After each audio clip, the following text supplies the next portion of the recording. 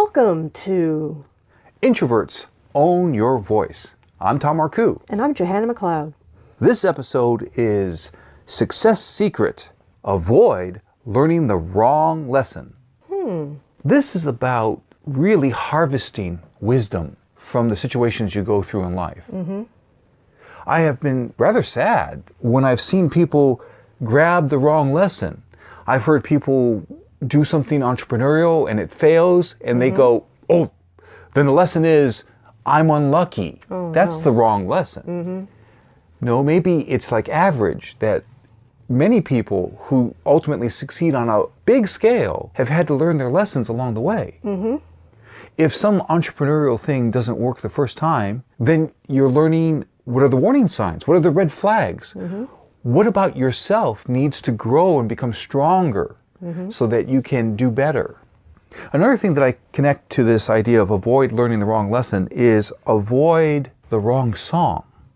And what I mean by that is that sometimes I watch a few episodes of a show called The Voice.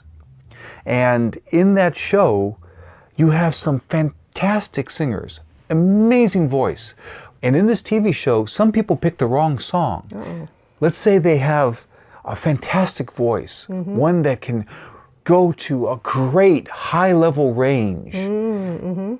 But they pick a song that's really fast-paced so that the notes are really choppy. Staccato is the word. And therefore, they're not able to express and hold that amazing, impressive long note, which gets them to move further and further along towards the highest levels of achievement on that show, The Voice. They do a song because it means a lot to them. They feel the song, but it's still the wrong song. We're in competition. You have to show yourself at your best related to the criteria of the situation you're in. Now, Johanna, I'm wondering, what's a situation where you feel that you might have picked up the wrong lesson? Do ex-husbands count? Well, it's only the wrong lesson if you gave up on ever having a romantic partner. If you said, okay, I tried that, done. I am going to be single for the rest of my life. That would be probably the wrong lesson. Well, it was tempting, but no, I kept going. Okay. And that's the important thing. What would you learn from going through a terrible relationship that you had to end? What did you get? I learned a lot of things that I might have thought to do differently on my part. It wasn't just the other person, so... Anything in particular? Putting up with a situation too long. That's powerful. Long ago, for a brief time before he passed away, Richard Carlson taught me some things. So I had a mentor before he passed away. Richard Carlson was the guy who wrote Don't Sweat the Small Stuff. Among the many things he taught me was that people tend to tolerate stuff too long. Yes. Tolerating is bad because it takes away your great energy from something that would be better for your life.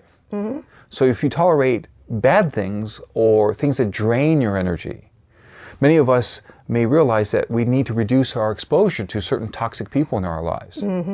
So the lesson is not, I will never talk to that person. I will never attend a family reunion. That's the wrong lesson. The correct lesson is I will develop certain ways of getting out of certain conversations faster. That's a lesson in better communication skills than avoiding. See, one of the ideas that I'm working on in my current book that I'm writing about introverts and getting clients. In this book, I'm talking about one of the errors one can make is all or none. Like say that, oh, I'm not very comfortable at networking events, so I'll just skip them all.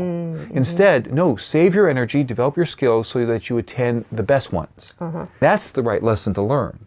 Which networking events are best suited for you?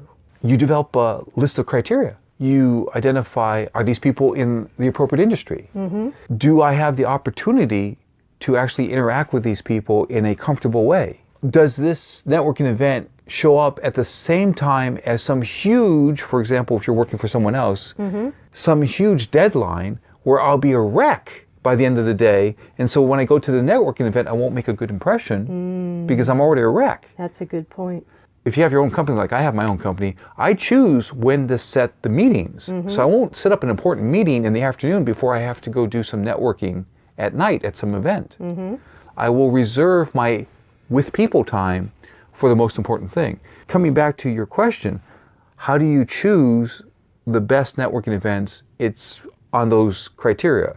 Is this an opportunity that's kind of exclusive for me to meet somebody who is top of my industry? Is this a situation where I know that my potential clients are here? Here's an old idea. There used to be some people who would complain to me. These were coaches. They would say that, oh, I stopped going to these coaches get-togethers because we should be where the clients are. If you're an introvert, you have a limited amount of energy. Yes. Are you going to use up your energy at a networking event where just coaches are talking to each other? Or are you going to reserve your energy for a networking event where potential clients are? I would go with the clients. Exactly. So that's the right lesson. The wrong lesson is to say, these things always drain me, I'll skip them all. Now I have a couple quick ideas. I use the word aim. First part of aim, assess. If you're looking at, is this the right lesson or the wrong lesson, you assess it. What could I learn from this situation? What would be valuable to help me be stronger? Am I falling into a tendency to try to protect myself, but that's just out of fear or exhaustion? That's the wrong lesson. So you assess. The next thing is I of aim, and that's increased feedback. You really need to get feedback in order to get stronger, be more adept, perform at your best in important situations, whether it's giving a speech to a group of people. So you need to increase feedback. And then finally, M is measure what is most important. Very specifically, if you were giving a speech to potential clients and there were 100 people in the room and 99 people came back with feedback on your forms saying, terrific, great, valuable. And one person said, worst thing I've ever seen.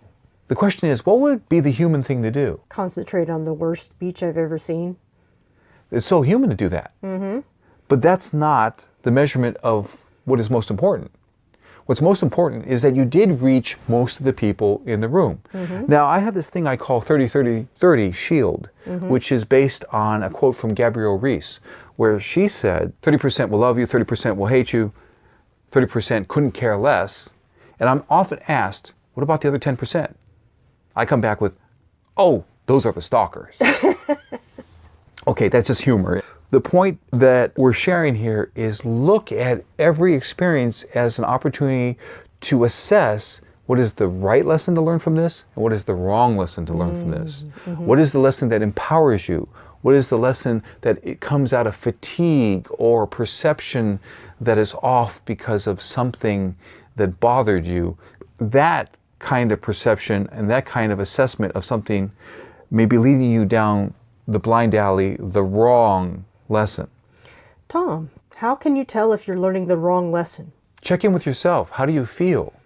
The right lesson will make you feel hopeful. And I'm talking about an empowering type of hope, not a wish kind of hope, but a hope that with effective action and with courage, I can do better.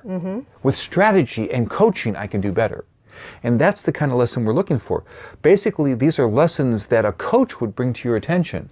These are lessons that would say, hey, that didn't work for you. We see, there's evidence that that didn't work for you.